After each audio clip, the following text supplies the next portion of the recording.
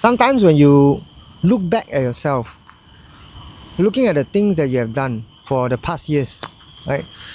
And look at the things that you have achieved. You are happy. You feel a sense of achievement, like wow, good job, Eddie. You have done this and that. You've been to places. You achieve something for yourself or your family. You're happy, right? You feel fulfilled, feel great. But there are times when there's a feeling that that's not enough. That there's a feeling that you are falling behind, right?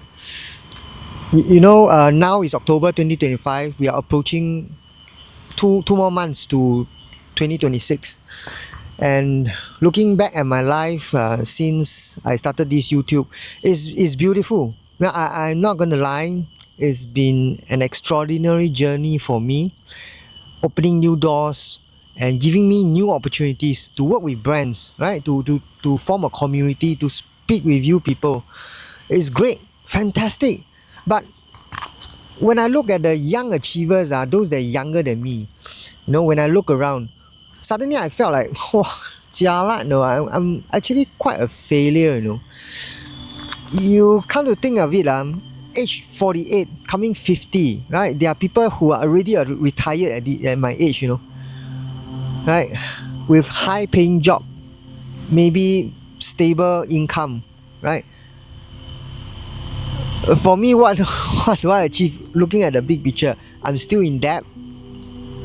I'm financing my house, right? No savings, and needing more and more money each year because of inflation, right? For my kids, for my family. You are telling me that I'm not falling behind, right? I am. Actually, I am falling behind, right? And the sense of failure sometimes just overwhelm me, It's hard lah. I mean, I couldn't help it. Right? It's that kind of feeling that suddenly crap on you and attack you, I couldn't help to have that kind of feeling. Yeah. So often than not. I don't know if you encounter this kind of episodes before. But for me, it's quite bad. Yeah, it's quite bad. The feeling that I've done nothing.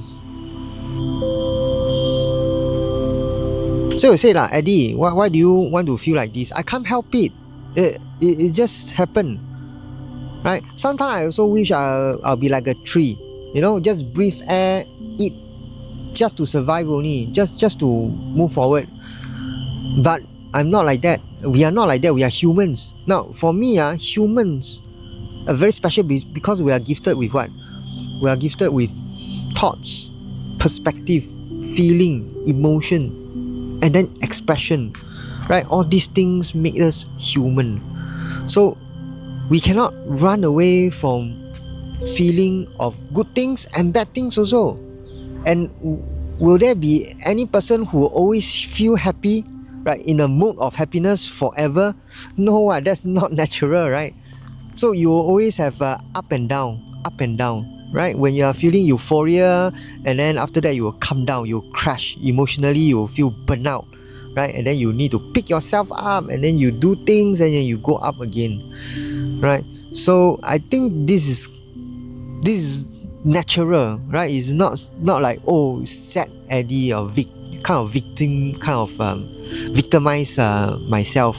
It's not like that. So if you are feeling like this, feeling like what I'm feeling now, please tell yourself is natural. You're not an alien, right? It's a universal human experience, right? But also I went to investigate, why do I have to feel this way? And I ask myself, right? Have some reflection on my thoughts, and I begin to realize slowly that all this stems from what? From me comparing myself with the others, right? Is it a bad thing?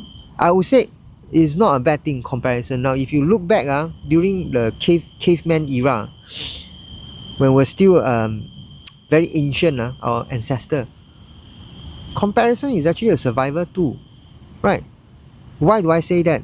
Now imagine your neighbor from the other cave, the man can bring back a buffalo after the hunting season. And your husband can only bring back one small rabbit, die already lah. Then how? Next winter, eat what? Right? So, as a responsible caveman, you go and ask the neighbor, hey, how do you do that? Right? After you comparing, you say, oh, I only got rabbit, you got buffalo. How do I do better? You upgrade yourself. You understand. Oh, you need to hunt where, which river, best time to hunt. Then you learn. And then you survive the winter. Right? So comparison, since ancient time, is a survival tool. Now is a bit different. Right? If you apply this to the modern world, I feel is very complicated. Why? Because the things that we compare is no longer related to survival already. Why? Why do I say that? Because the things we compare in the modern world are things like status, achievement, yeah, your award, right, your properties, right, the car you drive, what kind of credit card you hold, correct? Are these things vital to your survival? No, but we type this in a comparison, there's no meaning to you. No meaning at all when you come to think of it. So, it makes us feel bad. Because Chinese, there's a saying, 一山比一山高. That means if you see a higher mountain, there's always an even higher mountain than you. There's no end to comparison. Yeah, so I begin to realize, what for? Right? Who am I trying to compare to? What is the yardstick? Who set up the standard, the yardstick? There's no point, because these are things that has no meaning. It's an extract, a construct of our mind. And when I realize that, right, and if you realize that, then you come to understand one thing. To not feel like a failure, all you have to do is one thing. Look inwards. And then look at yourself. And then love yourself. It's easier said than done, no? For me, all my life I've been very hard on myself. Eddie, why can't you be number one? Right? In class, you have to be number two. Why? Right? Why you are only a taxi driver? Why are you not doing a business? Right? I've been too hard. When you are too hard to yourself, right, you don't love yourself. You don't care about it. You just push through. You want to hit the goal no matter the cost. For what? Because you compare and you want to achieve, to be better. You no matter the cost.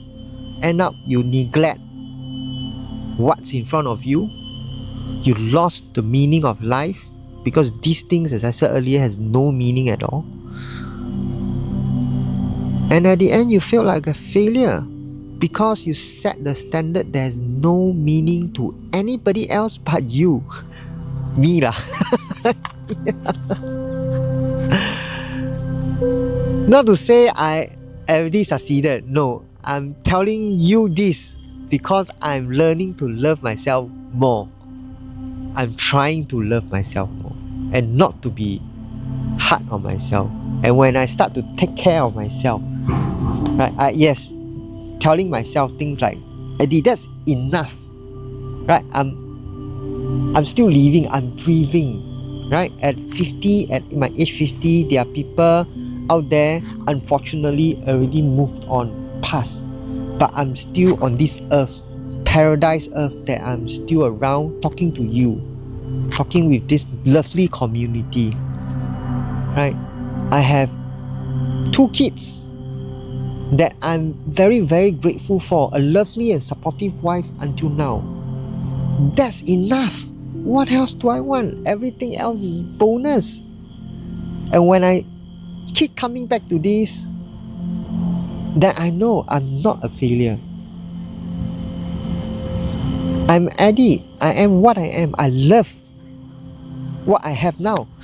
I accept who I am. That's what I wanted to say.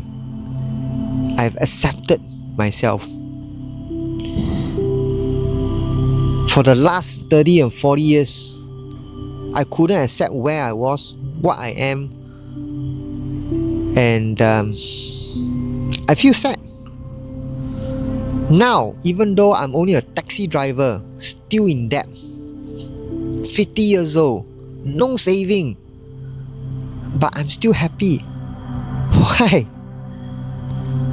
Because I already accepted myself, and I'm gonna love myself. Not be so hard. Right?